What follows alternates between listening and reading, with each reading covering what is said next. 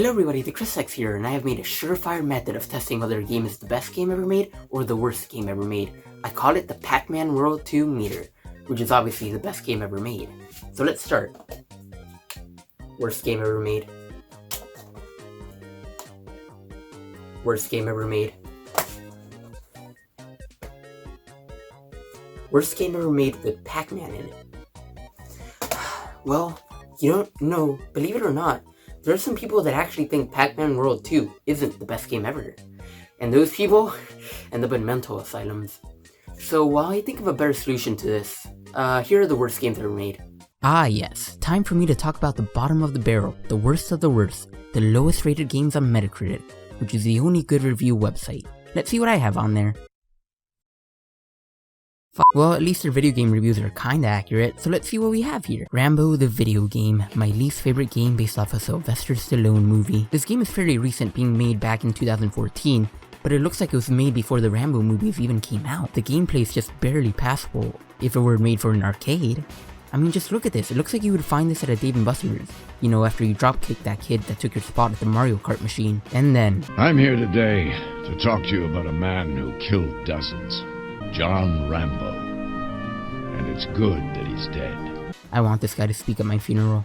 Overall, this game is pretty sad for a game made in 2014.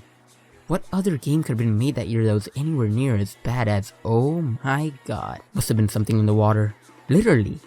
Fast and Furious Showdown. Wow, Fast and Furious 9 is looking absolutely shitty. Well, if you like cars and hate self-respect, then this is the game for you. Fast and Furious Showdown was released on May 21st, 2013, and if there were an award for the most PS2 looking game that's not on the PS2, then this would be the frontrunner. This game was met with terrible reviews and just feels like a bargain bin Need for Speed. Granted, none of the Fast and Furious games are mind-blowing, but this just takes the mediocrity to a whole new level. The gameplay is boring, the difficulty ranges from simple to downright impossible. And unless you have that age-old question, what happened between Fast 5 and Fast and Furious 6, which is when this game takes place, there is absolutely no reason to play this game. Drake and the 99 Dragons, and I sure am lucky that I'm not the Golden State Warriors right now. This game was released on November 11th, 2003. It was developed by Idle FX. This game was supposed to kick off a huge franchise with comic books, a TV show, but all we got was some dumbass shit.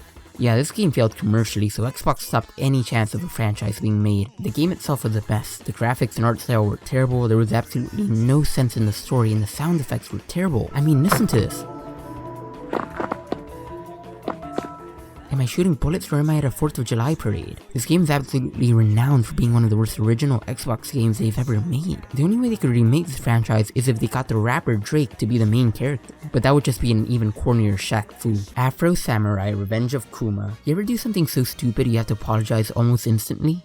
Well, this is the video game equivalent of that. The game was so bad that the developers had to apologize almost immediately after it came out and even issued refunds. And rightfully so, it had some generic hack and slash gameplay and the level design was downright offensive. Some of the voice lines were reused over and over again, so it feels like a parrot wrote it. It genuinely feels like they spent the entire budget on the soundtrack, and even that's average at best. The original game wasn't all that great either, but it had some style, so it wasn't all bad, but this game just feels like a bland, soulless experience. And it turns out the story was written by the person who wrote American Sniper. I think you just found a different guy with the same name. Infestation Survivor Stories was released on October 15th, 2012, and it was an online open-world zombie shooter. The game was originally called The War Z, but due to its similarity with World War Z, they had to change the name. Good, because I hate it when the entire world isn't involved in war.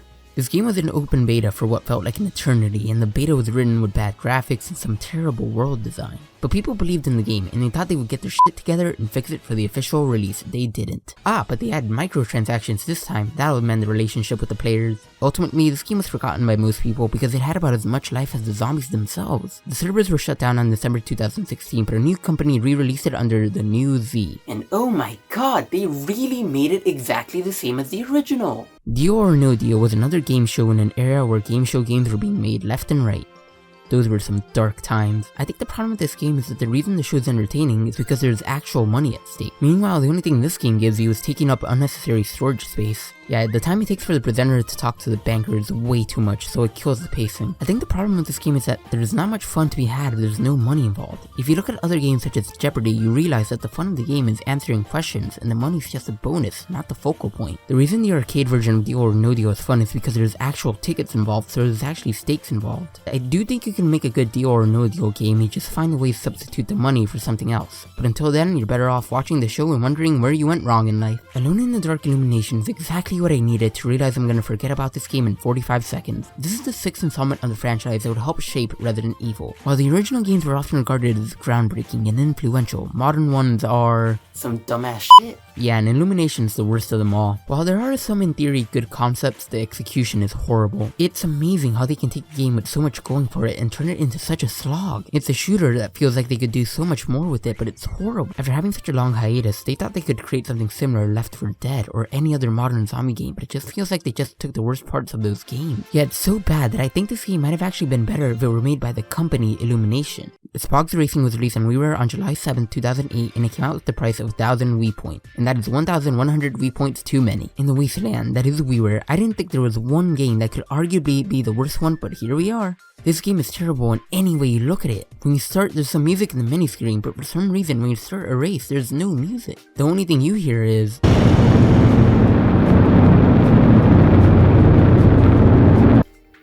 I think I'm deaf. I love it when my eardrums get blown out by a skull on a giant wheel. Besides the fact that graphics are horrendous, the game is such a terrible racer. The tracks look uninspired. They look like they were trying to copy Mario Kart, but they copied Eminem's racing instead. The AI is super easy, so you'll win each race and you'll get bored in 5 minutes. The only reason I could see anyone buying it is if they collected a WiiWare game. Wonder how that person's doing. Double Dragon 2 Wander of the Dragon has the word dragon in it too many times, so I already hate it. This is a remake of the original game which came out in the 80s. It tries to be a modern arcade game, but it's just lazy. You'll get bored pretty quickly from this game if you can even play it. The original game was 2D and it should have stayed like that. These 3D graphics look horrible. It's so unfinished that it has a multitude of bugs and glitches that make it hard to play. And the frame rate. Now that is a nice crispy 5 frames per second. And the only way to get the real ending is by beating the game without using special moves, which are the most powerful attacks in the game. This franchise is better off as an arcade game than whatever abomination this is. Vroom in the Night Sky, and I thought Vroom by Lil Pump was the worst thing with Vroom in the title. Remember the early days of the Switch when people had to choose between this and Breath of the Wild? Breath of the Wild, Breath of the Wild, Breath of the Wild.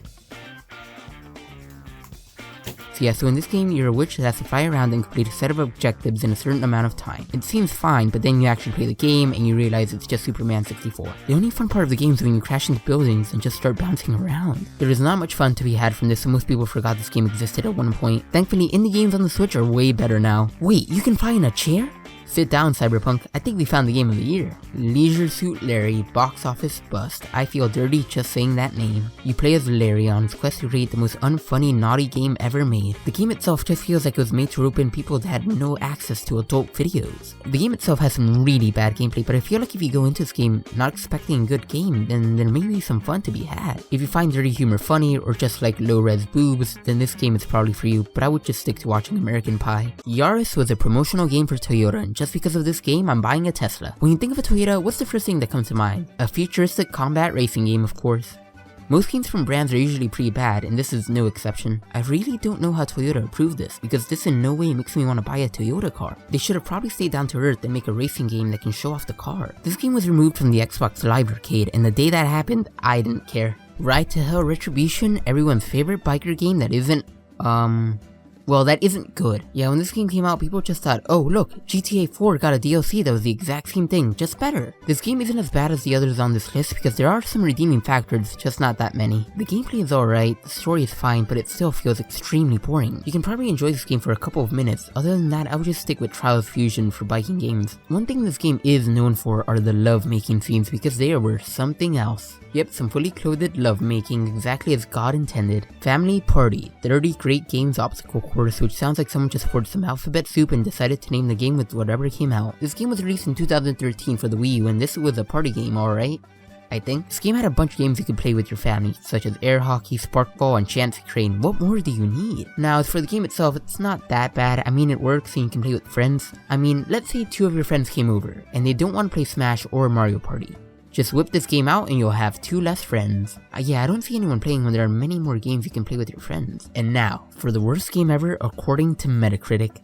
Big rigs, over-the-road racing, the only game to get single digits from Metacritic, and this game is something special. Just look how you can go inside of that tree. Besides the fact that trucks look like boxes with wheels, the fact that nothing will slow you down, you can go so fast that it actually makes the game unplayable since it just kills your frames. Now you gotta hand it to these guys, they made a game that is so ugly and unprofessional that it's almost kinda charming. The numbers going out of the boxes, the road morphing with the land, it's just so bad that it kinda makes it different. Big Rigs gets the honor of being the worst game ever, and I think it's deserved. Although the games on this list are very bad, it's still up to the player to decide what they think is horrible. Metacritic isn't the only thing you should use to decide if a game is good or not, but since this is a combination of all reviews for the game, it's fairly accurate. If you really think a game looks good to you in trailers or videos on YouTube, then buy it and form your own opinion. But remember, we all have different opinions about games, so if you like one of the games on this list, more power to you. Wow, there's so many bad games and bad companies out there. Thank God I only play games that get high scores on Metacritic. So that's why I've decided from now on to only play FIFA. It always gets a high score, so I know I'm never getting a bad game. So now we only have to wait around 3 months to play a game. Wait, Smash Bros has a soccer ball? Guess that counts.